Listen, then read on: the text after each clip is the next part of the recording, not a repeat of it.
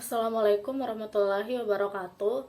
Perkenalkan, saya Elsa Fitri dari kelompok 1. Pada video kali ini, kami akan membahas mengenai manajemen resiko secara umum. Nah, ada 4 poin pembahasan utama yang akan kami bahas. Yang pertama adalah pengertian manajemen resiko. Yang kedua adalah jenis-jenis manajemen resiko. Yang ketiga adalah bentuk serta langkah penanganan manajemen resiko. Dan yang terakhir adalah contoh penerapan manajemen resiko. Baik, kita langsung saja ke pembahasan pertama terkait pengertian manajemen risiko. Pertama-tama, saya akan menjelaskan sedikit mengenai apa itu risiko. Nah, risiko itu adalah suatu keadaan yang tidak pasti, di mana di dalamnya ini terdapat unsur bahaya atau konsekuensi yang terjadi akibat proses yang sedang berlangsung ataupun kegiatan yang akan datang. Nah, risiko ini bisa terjadi kapan saja dan cukup beragam. Karena itu diperlukan suatu cara atau metode yang digunakan untuk menanganinya. Nah, inilah yang disebut dengan manajemen risiko. Manajemen risiko merupakan segala proses kegiatan yang dilakukan untuk meminimalkan atau bahkan mencegah terjadinya risiko. Nah, kegiatannya ini mencakup identifikasi, perencanaan, strategi, tindakan, pengawasan, dan evaluasi terhadap hal-hal negatif yang kemungkinan akan menimpa perusahaan. Nah, manajemen risiko ini berperan penting untuk menghindari risiko yang terjadi di perusahaan. Manajemen risiko ini membantu mencegah berbagai masalah yang kemungkinan akan menimpa perusahaan, seperti kolaps, kerugian yang besar, gulung tikar, masalah dengan klien, dan masalah-masalah lainnya. Nah, materi selanjutnya akan dibahas oleh rekan saya. Sekian dari saya. Terima kasih. Assalamualaikum warahmatullahi wabarakatuh. Baik, perkenalkan saya Eli Rahmawati. Di sini saya akan melanjutkan pemaparan materi terkait dengan jenis-jenis manajemen risiko. Terdapat 4 jenis manajemen risiko yang akan saya bahas, yaitu yang pertama ada manajemen risiko operasional. Manajemen risiko ini disasarkan pada terjadinya permasalahan-permasalahan usaha yang muncul akibat faktor internal, seperti kinerja pegawai yang rendah, sumber daya yang kurang berkualitas, terjadinya bencana, modal tidak sehat, dan lain sebagainya. Pada umumnya, cakupan sasaran untuk manajemen risiko jenis ini adalah faktor manusia, sistem, proses, serta permasalahan eksternal tetapi yang tidak terkait dengan pelanggan, melainkan muncul dengan sendirinya seperti musibah. Inilah yang menjadi bidang penyelesaian untuk manajemen risiko operasional. Manajemen risiko operasional terdiri dari 4 tahapan yang saling terkait, yaitu yang tahap pertama identification, yaitu proses untuk melihat dan identifikasi secara kontinu atas paparan risiko operasional dan penerapan manajemen risiko operasional, serta melakukan pelaporan internal atau eksternal atas paparan risiko yang terjadi. Tahap yang kedua yaitu ada measurement, berupa proses menilai paparan risiko operasional pada produk, jasa, proses, dan sistem untuk mengetahui profil risiko perusahaan secara kuantitatif serta efektivitas penerapan manajemen risiko operasional. Tahap ketiga ada monitoring, yaitu proses mengamati secara berkelanjutan atas paparan risiko operasional dan penerapan manajemen risiko operasional serta melakukan pelaporan internal atau eksternal atas paparan risiko yang terjadi. Dan tahap terakhir yaitu ada controlling, yaitu proses pengendalian untuk memastikan risiko operasional berada pada tingkat yang minimal dan masih bisa diterima oleh perusahaan. Jenis manajemen risiko yang kedua yaitu manajemen hazard. Manajemen risiko jenis ini yaitu fokusnya pada masalah yang potensial membuat perusahaan gulung tikar. Biasanya masalah usaha yang dideteksi adalah masalah-masalah yang besar dan berbahaya. Terdapat 3 unsur yang diprioritaskan dalam manajemen jenis ini. Yang pertama ada legal hazard, seperti pelanggaran SOP atau aturan perusahaan yang mengakibatkan financial loss. Yang kedua ada physical hazard, seperti berkurangnya jumlah produksi karena adanya mesin produksi yang rusak karena sudah tua. Yang ketiga, ada moral hazard seperti kecelakaan kerja karena kurangnya K3LH perusahaan. Ketiga hal inilah yang harus diantisipasi jika kemungkinan muncul bahaya potensial pada perusahaan. Jenis manajemen risiko yang ketiga yaitu manajemen risiko strategis. Manajemen ini berkaitan dengan pengambilan keputusan. Risiko yang biasanya muncul adalah kondisi yang tak terduga yang dapat mengurangi kemampuan pelaku bisnis untuk menjalankan strategi yang telah direncanakan. Dalam hal ini, beberapa faktor seperti risiko operasi, risiko aset impairment, risiko kompetitif, atau bahkan risiko franchise. Penerapan manajemen risiko operasional bagi perusahaan yang ideal minimal terdiri dari adanya pengawasan aktif Dewan Komisaris dan Direksi berupa kewenangan dan tanggung jawab Dewan Komisaris dan Direksi. Selanjutnya, sumber daya manusia berupa penetapan sanksi secara konsisten dan organisasi manajemen risiko strategis. Selanjutnya, kebijakan dan prosedur manajemen risiko serta penetapan limit risiko, yaitu berupa proses identifikasi, pengukuran, pemantauan, dan pengendalian risiko serta sistem informasi untuk risiko strategis.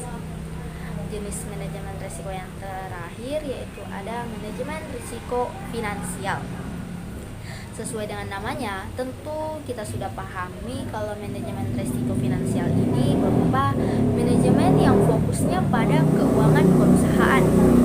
Deteksinya diarahkan bagaimana sebisa mungkin agar perusahaan tidak kolaps hanya karena dana, modal, laba, dan lainnya. Dengan adanya manajemen ini, tentu pihak perusahaan akan memberikan perlindungan terhadap segala aset perusahaan. Tujuannya tidak lain supaya keuangan tetap sehat, sehingga bisa dikontribusikan untuk perkembangan usaha ke masa yang akan datang. Manajemen ini sangat penting karena ini merupakan salah satu sumber daya perusahaan. Oleh sebab itu, seorang akuntan harus benar-benar mempertimbangkan berbagai risiko lain yang berkaitan dengan keuangan seperti risiko likuiditas, kontinuitas pasar, risiko kredit, risiko regulasi, risiko pajak, dan risiko akuntan. Manajemen ini juga tidak terlepas dari perusahaan nilai tukar mata uang yang kaitannya dengan perubahan inflasi, neraca perdagangan, kapasitas uang, tingkat bunga, dan lain sebagainya. Itulah tadi pemaparan materi saya, akan dilanjutkan oleh rekan saya. Terima kasih. Assalamualaikum warahmatullahi wabarakatuh. Nama saya Syahrul Azwan dengan NIM 290 3501076. Di sini saya akan memaparkan bentuk penanganan manajemen risiko. Yang pertama yaitu avoidance atau menghindari risiko. Avoidance merupakan metode untuk mitigasi risiko dengan cara tidak berpartisipasi di kegiatan yang berpeluang besar membuat kamu cedera, sakit, atau kematian. Salah satunya adalah merokok yang memiliki peluang besar meningkatkan risiko kesehatan dan keuangan. Jadi, avoidance ini bagaimana sih cara kita untuk menghindari risiko yang ada dengan cara kita tidak berpartisipasi di kegiatan atau di hal-hal yang membuat kita yang terjadinya risiko tersebut. Yang kedua yaitu retention atau menerima risiko. Retention adalah jumlah risiko tertentu yang ditanggung sendiri oleh perusahaan asuransi. Biasanya, risiko yang ditanggung digunakan untuk mengimbangi risiko yang lebih besar di waktu yang akan datang. Artinya, bagaimana sih cara kita untuk menerima risiko tersebut? Artinya, risiko yang ditanggung di perusahaan tersebut akan bisa membantu kita untuk mengimbangi risiko yang lebih besar di waktu yang akan datang. Yang ketiga, sharing atau berbagi risiko. Metode risk sharing biasanya diimplementasikan oleh perusahaan asuransi untuk menanggung sejumlah risiko yang seharusnya ditanggung oleh individu. Artinya, kita berbagi risiko dengan perusahaan asuransi untuk mendapatkan manfaat dari asuransi kesehatan tersebut. Semakin banyak individu yang bergabung untuk menjadi peserta risk sharing atau berbagi resiko, semakin menyusut biaya premi yang harus kita bayar. Yang keempat yaitu transferring atau pengalihan resiko. Transferring atau pengalihan risiko merupakan metode umum yang paling banyak diterapkan di kehidupan sehari-hari. Salah satunya di asuransi kesehatan. Model bisnis asuransi kesehatan menerapkan pengalihan risiko individu ke perusahaan asuransi. Individu hanya perlu membayar biaya premi setiap bulannya ke perusahaan asuransi kesehatan. Sebagai gantinya, mereka akan menanggung risiko kesehatan dan finansial individu tersebut. Nah, kalau di transferring atau pengalihan risiko ini, individu dan perusahaan kesehatan dijembatani oleh kontrak. Jadi ada kontraknya yang menjelaskan semua syarat dan ketentuan yang harus dipenuhi dan dikelola oleh perusahaan asuransi kesehatan sebagai bentuk tanggung jawab menanggung risiko individu. Yang kelima yaitu loss prevention dan reduction atau pencegahan risiko.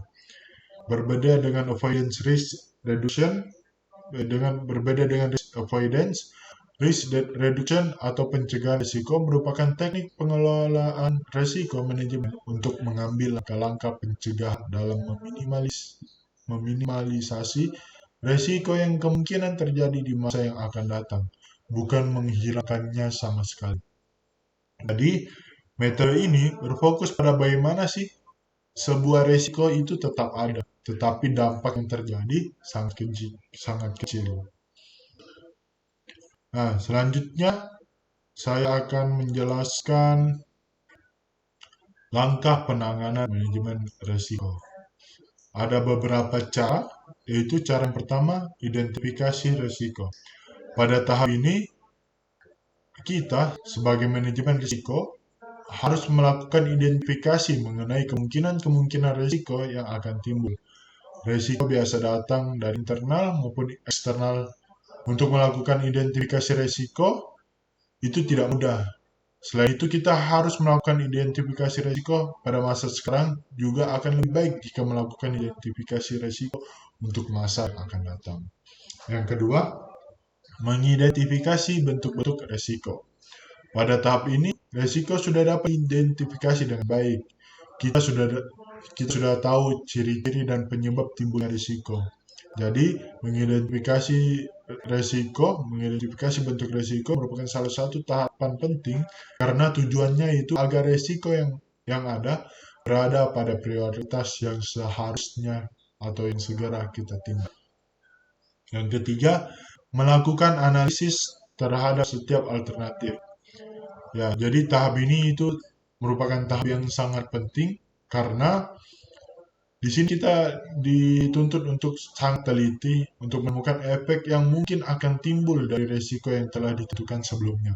Tujuannya yaitu agar kita menemukan cara yang tepat dan efektif. Selanjutnya, memutuskan satu alternatif. Setelah melakukan analisis terhadap banyak alternatif, langkah selanjutnya yaitu adalah memutuskan satu alternatif. Di sini kita dibutuhkan pengambilan keputusan yang baik agar dapat memilih alternatif pemecahan masalah yang tepat. Selanjutnya, melaksanakan alternatif yang dipilih.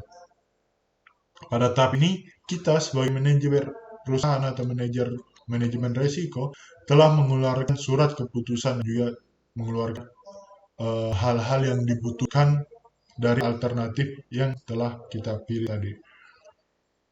Jadi kita tinggal melaksanakan alternatif yang kita pilih pada saat memutuskan alternatif tersebut. Jadi pada tahap ini kita melaksanakan alternatif yang dipilih. Tahapan yang terakhir adalah mengontrol alternatif yang dipilih. Jadi agar alternatif yang terpilih itu berjalan dengan baik, maka harus ada tindakan pengontrolan. Dengan melakukan tersebut, itu akan membantu kita untuk bisa mengevaluasi jika terjadi kekurangan yang ada. Mungkin sekian dari saya serahkan kepada Nur Mutmainah untuk menjelaskan materi selanjutnya. Sekian, Assalamualaikum warahmatullahi wabarakatuh.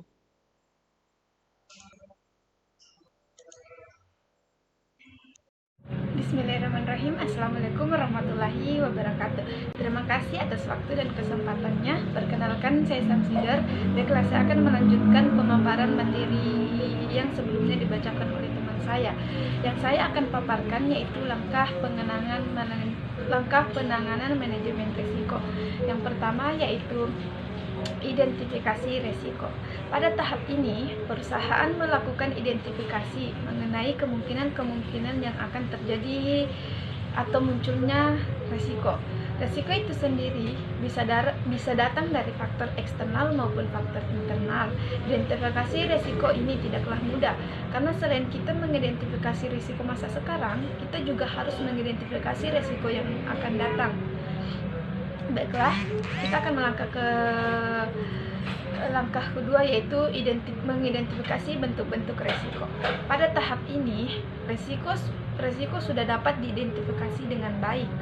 Anda sudah bisa mengetahui ciri-ciri penyebab timbulnya suatu risiko.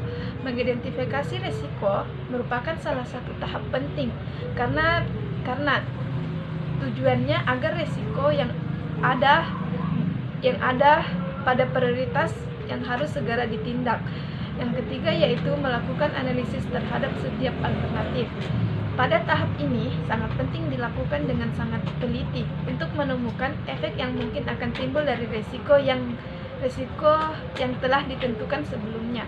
Tujuan dari melakukan analisis ini yaitu untuk menemukan cara yang tepat dan efektif. Langkah selanjutnya yaitu memutuskan satu alternatif. Pada tahap ini dibutuhkan pengambilan keputusan yang baik agar memilih alternatif pemecahan masalah dengan tepat. Langkah selanjutnya yaitu melaksanakan alternatif yang dipilih. Pada tahap ini, perusahaan telah mengeluarkan surat keputusan dan juga anggaran biaya. Anggaran yang dikeluarkan oleh manajer perusahaan. Langkah yang selanjutnya yaitu mengontrol alternatif yang dipilih. Pada tahap ini, agar alternatif yang dipilih bisa berjalan dengan baik, maka harus dilakukan tindakan pengontrolan. Dengan adanya pengontrolan ini akan membantu perusahaan untuk bisa mengevaluasi jika terjadi kekurangan di suatu perusahaan. Baiklah, itulah tadi pemaparan materi dari saya. Kurang lebihnya mohon dimaafkan. Wabillahi taufiq wal hidayah. Wassalamualaikum warahmatullahi wabarakatuh.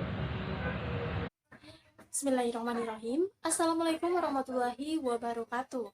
Perkenalkan, saya Nur Mutmainnah dengan NIM 20903500033. Nah, di sini saya akan menjelaskan materi mengenai contoh dari manajemen risiko. Yang pertama yaitu contoh manajemen risiko dalam lingkup perusahaan. Sebagai suatu perusahaan, kita mendapatkan permintaan untuk barang yang kita produksi. Nah, ternyata bulan ini kita hanya bisa memenuhi 70% dari permintaan yang masuk. Hal tersebut menunjukkan bahwa kita kehilangan atau kita mengalami kerugian karena tidak bisa memenuhi 30% permintaan.